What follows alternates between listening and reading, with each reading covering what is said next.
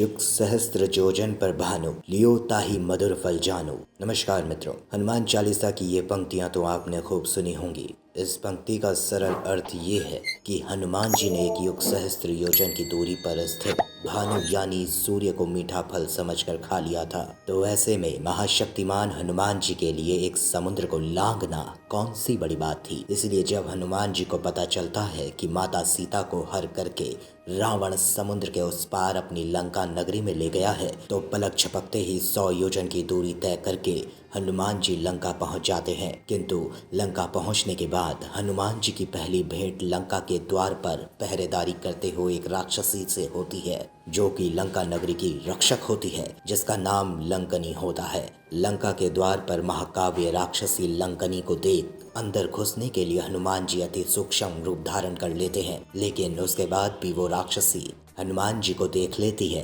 तथा लंका में प्रवेश करने में उन्हें रोकती है। लेकिन फिर हनुमान जी अति विराट रूप धारण करके अपने मुक्के के प्रहार से उसकी नाक तोड़ देते हैं। हनुमान जी के प्रहार से वह राक्षसी लंकनी अधमरी हो जाती है और उनका रास्ता छोड़ देती है। उसके उपरांत हनुमान जी दोबारा सूक्ष्म रूप धारण कर नगर के फाटक के नीचे से लंका में प्रवेश कर जाते हैं और रात्रि के समय हवाई मार्ग से उड़ते हुए लंका के राजमहल में सीता माता की खोज करने लगते हैं। और खोज करते हुए हनुमान जी लंकापति रावण के कक्ष में प्रवेश कर जाते हैं, जहां पर रावण की पत्नी रानी मंदोदरी सो रही होती है, जिन्हें देखकर हनुमान जी सोचने लगते हैं कि क्या कहीं यही तो माता सीता नहीं है। लेकिन फिर वह ये भी सोचते हैं कि हरण करके लाई गई सीता माता इस प्रकार महल में नहीं सो सकती है, ये कोई और ही रानी होंगी। फिर हनुमान जी वहां से चले जाते हैं और अति सूक्ष्म रूप धारण किए हुए पूरे महल में माता सीता की खोज कर रहे होते हैं कि तभी हनुमान जी को एक भवन नजर आता है, जिस पर भगवान विष्णु के सुदर्शन चक्र का निशान बना हुआ था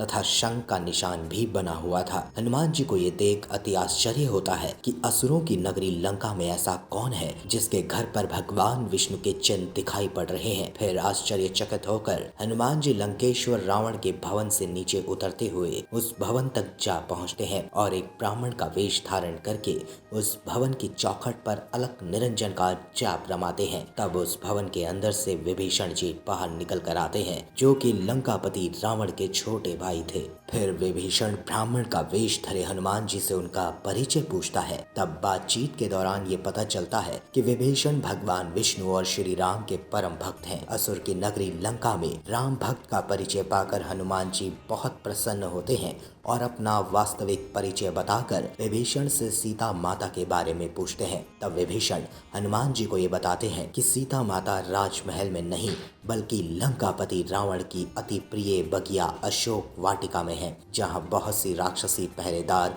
उनकी निगरानी करती रहती हैं। अंततः सीता माता का पता पाकर हनुमान जी निश्चय करते हैं कि वो रात्रि के समय सीता माता से भेंट करने के लिए जाएंगे, जिस समय सभी राक्षसी पहरेदार सो रही होंगी।